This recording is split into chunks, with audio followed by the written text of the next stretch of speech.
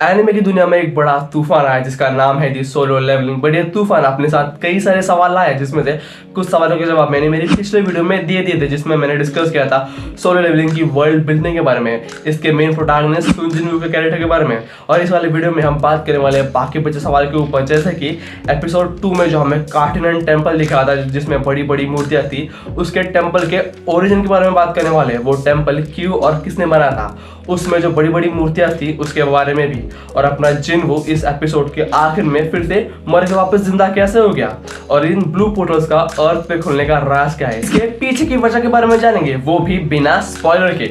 नहीं, इस वाले वीडियो में स्पॉइलर होंगे क्योंकि मैं सिर्फ आपको उतना ही स्पॉइलर दूंगा जितना कि जरूरी है, जिससे आपकी एक्साइटमेंट इस शो में बनी रहे। तो फिर देर किस बात की, आई am your host, let's start the video.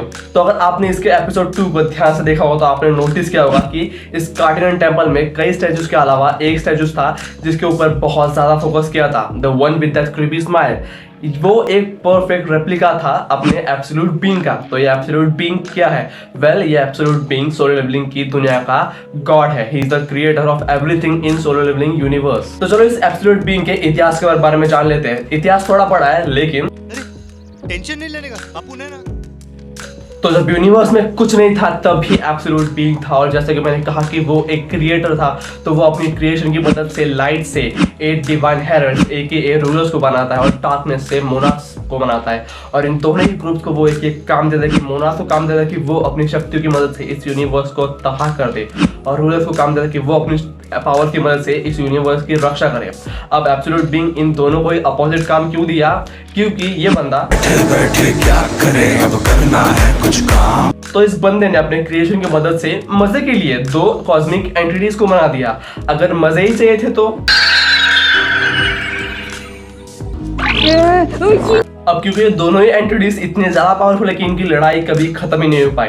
इस बात से तंग के एक दिन एक रूलर जा पहुंचता है एब्सोल्यूट बीइंग के पास। वो कहता है कि ये लड़ाई कब तक चलेगी, ऐसे तो कोई भी नहीं जीतने वाला, इसके लिए आप हमें ऐसी स्पेशल पावर दे दीजिए जिससे हम मोना का किस्सा हमेशा के लिए खत्म कर पाए। बट इस बात को अपना रूलर इस तरह इग्नोर करता है जैसे कि वो आपके मैसेज को। इस बात से सभी रूलर्स समझ जाते कि उनके जीने या फिर मरने से एब्सोल्यूट बीइंग को घंटा फर्क नहीं पड़ने वाला। तो ये सब रूलर्स मिलके प्लान बनाते हैं एब्सोल्यूट बीइंग को टपकाने का। बट यहाँ पे एक रूलर था जो कि इस बात से डिसएग्री करता था, और वो रूलर कौन था? Greatest fragment of light, Ashborne. Ashborne उन सब रूलर में सबसे स्ट्रॉन्ग था, बट इस बार उसके खिलाफ पूरी रूलर्स की आर्मी खड़ी है। तो इस बार अपना एशबॉर्न ज्यादा टिक नहीं पाता। अनफॉर्चुनेटली सारे रूलर्स उस पर हल्ला बोल देते, और उसे लग रहा था कि वो आज तो वो खत्म। बट तभी कुछ बहुत ही अनएक्सपेक्टेड होता है, अपना एशबॉर्न फिर से उठ खड़ा होता है। बट इस बार वो डार्कनेस की तरफ से उठ खड़ा होता है। वो कैसे? तो अपना एशबॉर्न के पास एक यूनिक पावर है जो कि उसे एब्सोल्यूट बीइंग ने दी थी। वो ऐसे कि जब भी अपना एशबॉर्न राइज कहेगा तो जो लोग भी वॉर में शहीद हुए वो उसकी शैडो आर्मी बन के उसके साथ खड़े हो जाएंगे। आप सोचो कि कितने ही ब्रेव सोल वॉर में शहीद हुए होंगे। अपना एशबॉर्न उन सबको अराइज करके उन सबको आपको अपनी शैडो आर्मी में शामिल कर लेता है। अब शायद एब्सोल्यूट बीइंग ने अपने एशबॉर्न को ये यूनिक पावर इसलिए दी होंगे क्योंकि वो अपने एशबॉर्न के लॉयल्टी से वाकिफ होगा। एशबॉर्न अपने शैडो आर्मी के साथ अपने एब्सोल्यूट बीइंग को बचाने के लिए निकल पड़ता है, बट जब तक वो पहुंचता तब तक अपने रूलर्स अपने एब्सोल्यूट बीइंग का काम तमाम कर चुके थे। शायद आप में से वो सवाल के वजह सोच रहे हो कि अपना एब्सोल्यूट बीइंग तो गॉड था, क्रिएटर था, उसे ही कैसे फेल दिए? वाला पूरी तरह गलत नहीं है। भले ही एब्सोल्यूट बीइंग गॉड था, क्रिएटर था, लेकिन वो लड़ने सकता था, तो इसलिए मौका मिलता है अपने रूलर्स अपने एब्सोल्यूट बीइंग को फेल देते। और अब क्योंकि अपना एब्सोल्यूट बीइंग नहीं है तो अपने रूलर्स एब्सोल्यूट बीइंग के द्वारा बनाए हुए टूल्स की मदद से अपने मोनार्क्स को पेलने लग गए। उससे अपने रूलर्स का पकड़ा भारी हो गया, और इससे अपने यूनिवर्स का बैलेंस काइंड ऑफ हिल जाता है। इसे देखते हुए अपना एशबॉर्न मोनार्क की साइड ज्वाइन कर लेता है। उससे अपना यूनिवर्स का बैलेंस फिर से मेंटेन हो जाता है, और तभी से अपना एशबॉर्न शैडो मोनार्क के नाम से जाने लग गया। बट इसे फिर से जंग छिड़ जाती है, और ये लड़ाई हफ्तों तक, सदियों तक चलती है।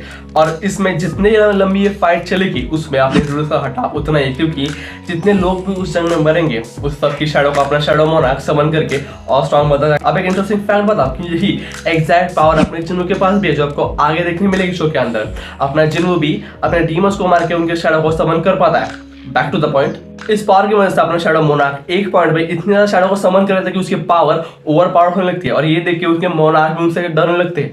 अब ये देख के उनमें से 2 मोनार्क प्लान बनाते हैं अपने शैडो मोनार्क को टपकाने का, बट वो ठहरा शैडो मोनार्क इतने आसानी से तो नहीं मरने वाला। और ये सिर्फ 2 मोनार्क के काम नहीं, बस की बात नहीं है। तो अपना शैडो मोनार्क उन 2 मोनार्क को ही पेल देता है। फिर वहां पहुंचते कुछ रूलर्स और वो शैडो मोनार्क से कहते हैं कि शैडो मोनार्क तुम ये क्या कर रहे हो, तुम कभी एब्सोल्यूट बीइंग के सबसे फेवरेट रूलर थे, द फ्रैगमेंट ऑफ लाइट थे, और आप देखो तुम ये क्या कर रहे हो, हम तुम्हें यहाँ पे सॉरी कहने और फिर से वापस ले जाना है। बट शैडो मोनार्क ठहरा अपना सच लौंडा, वो कहता है कि तुम सब ने हमारे एब्सोल्यूट बीइंग को मार दिया, तो इसलिए अब तुम मुझसे फिर से दोस्ती की उम्मीद मत रखना। और ये सुन के अपने रूलर फिर से वापस लौट जाते हैं। बट अपना शैडो मोनार्क था तो पहले ऐश बॉर्न ही, तो वो काइंड ऑफ गिल्टी फील करता है और वो हाइडिंग में चले जाता है, सबसे दूर चले जाता है। तो अब क्योंकि शैडो मोनार्क ने तो फिर से अपने रूलर्स अपने मोनार्क पे भारी पड़ने लगे थे, तो इसलिए अपने मोनार्क को अब एक न्यू वर्ल्ड चाहिए था अपनी कम्युनिटी को फिर से रिवील करने के लिए। तो वो न्यू वर्ल्ड का मतलब अपनी दी अर्थ है, और ये सारे मोनार्क मिलके अपनी अर्थ को नामो निशान मिटा देते हैं, सारे ह्यूमंस के एल लगा देते हैं। फिर आपने तो सोच रहे होंगे फिर आपने सोलो लेवलिंग की वर्ल्ड में ह्यूमंस के साथ एग्जिस्ट करते, तो पहले अपने रूलर्स एब्सोल्यूट बीइंग के द्वारा बना हुए एक टूल का इस्तेमाल करते जो कि एक चार्लीस रीबर, जिससे आप वक्त में पीछे जा सकते हैं जब ह्यूमंस जिंदा थे। तो ये लोग मशीन का इस्तेमाल करके पीछे जाते हैं, बट उसका कोई फायदा नहीं होता, क्योंकि जब ये दो कॉस्मिक एंटिटीज भिड़ेंगे तो उसके होने वाले तबाही से कोई नहीं बच पाता। रूलर्स टाइम में फिर से वापस गए, लड़े। अब लड़ाई का आउटकम चाहे जो भी हो, हम ह्यूमंस के एल लगेंगे, ये तो श्योर है, चाहे रूलर्स जीते या फिर मोनार्क, हम ह्यूमंस तो मरेंगे ही। अब हाल ऐसा था कि उस टाइम मशीन का इतना यूज हो चुका था कि वो मशीन भी खराब होने लगी थी because too much use of it. तो अब रूलर्स एक फैसला लेते कि वो अब पूरे अर्थ को तो नहीं बट कुछ ह्यूमंस को बचा लेंगे, जिससे उनकी सिविलाइजेशन आगे बढ़ती रहे। और यही शुरू हुआ अवेकनिंग का तरीका, जिसमें ह्यूमंस को भी पावर मिलने लग गए और वही आगे जाकर बने द डीमंस हंटर। अब रूलर्स ने तो अर्थ को बचा लिया, बट अब भी मोनार्क अर्थ को मैनिफेस्ट करने के लिए डीमंस भेजा है उन ब्लू पोर्टल्स के द्वारा, जिन्हें डंजन्स में कहते हैं। अब बट ये तो बस एक टेम्पररी उपाय है, मोनार्क कभी भी अर्थ पे आ सकते हैं, अर्थ को डिस्ट्रॉय कर सकते हैं। पर शैडो मोनार्क को हराने के लिए चाहिए एक दबंग, और वही एंट्री होती है द आर्किटेक्ट की। तो भाई अपना आर्किटेक्ट जाता है शैडो मोनार्क के पास और उसे कहता है कि मैं तुम्हारे लिए एक परफेक्ट ह्यूमन स्ट्रॉन्ग वेसल ढूंढूंगा जिससे तुम आगे अपनी पावर सरपास कर देना, और बदले में उसे भी कुछ है वो मैं आपको अगली वीडियो में बताऊंगा। बट फिलहाल अब ये कंटिन्यू कर लेते कि अब तब अपना आर्किटेक्ट एक ऐसा सिस्टम बनाता है कि जिससे वो अपने शैडो मोनार्क के लिए एक परफेक्ट वेसल ढूंढ पाए। और वो सिस्टम मतलब क्या, दी कार्डिनल टेम्पल, जिसमें अपने जिन्नू के साथ साथ वो 16 लोग भी गए थे और उसमें से 6 लोग जिंदा बच पाए थे। बट यहाँ पे शैडो मोनार्क का अप्रोच काफी डिफरेंट था, जहाँ पे उसे ऐसा पता नहीं चला जो कि पहले से बहुत ही स्ट्रांग है, नहीं उसे ऐसा वैसा है जो कि वीक हो बट बहुत ही ब्रेव हो, क्योंकि ताकत की अहमियत एक कमजोर इंसान नहीं जानता है। और क्योंकि इस सोलो लेवलिंग की वर्ल्ड में सबसे वीकेस्ट हंटर कौन है, तो अपना जिन्वू। तो वो कार्डिनल टेम्पल उसका एक टेस्ट था जहाँ पे अपना जिन्वू सबको बचाने के लिए अपने आप को सेक्रीफाइस करके अपनी ब्रेवरी को साबित कर देता है, और वही वो बन जाता है अपने शैडो मोनार्क का एक वेसल। और यही वजह की क्यों एपिसोड 2 में अपना जिन्वू मर के भी क्यों जिंदा है। शैडो मोनार्क की कॉस्मिक पावर को एकदम से समन कर पाना नियर टू इम्पॉसिबल है किसी भी ह्यूमन के लिए।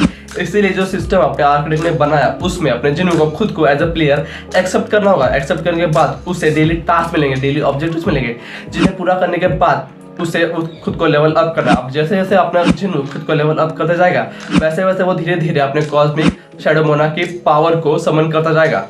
एक पॉइंट में तो अपना जिन्वू दी शैडो मोनार्क की पावर की मदद से वो the most famous international Hunter बन जाता है।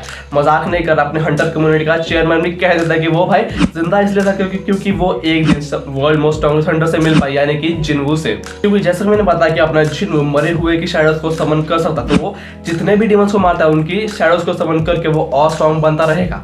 मैं मजाक नहीं कर रहा, जब अपना जिन्वू लेवल 101 पे पहुंचता है तो वही वो जा पहुंचता है उसी कार्डिनल टेम्पल में, बट इस बार वो अकेले उस सारे स्टैचूज को अकेले ही फेल देता है। वेल इस एक वीडियो में इतनी जानकारी काफी है। आगे काफी सारी चीजें कवर करेंगे, जैसे कि अपने जिन्वू के सारे शैडो पावर्स के बारे में, उसके फैमिलीज के बारे में, और स्पेशली अपने आर्किटेक्ट के सारे सिस्टम के बारे में तो बताना है आपको, और काफी सारे स्ट्रॉन्ग हंटर्स हैं उनसे भी तो रूबरू करवाना है आपको। वेल वो सारी चीजें एक ही वीडियो में कवर कर पाना मुश्किल है। उन सारी बातों को हम सोलो लेवलिंग के अगले वीडियो में कवर करेंगे। मेक श्योर कर लेंगे आपने इस चैनल को सब्सक्राइब कर रखा, जिससे वो वीडियो आपसे मिस ना हो जाए। क्या है ना कि अच्छी चीजें मिस नहीं करनी चाहिए। अगर ये वीडियो देखकर आपको जरा भी इन्फॉर्मेशन मिली हो जिससे आपको सोलो लेवलिंग के यूनिवर्स को समझने में जरा भी आसानी हुई हो, तो don't forget to like and share it with someone who also wants to know the world of solo leveling. I am your host Sameer. I see you on the videos.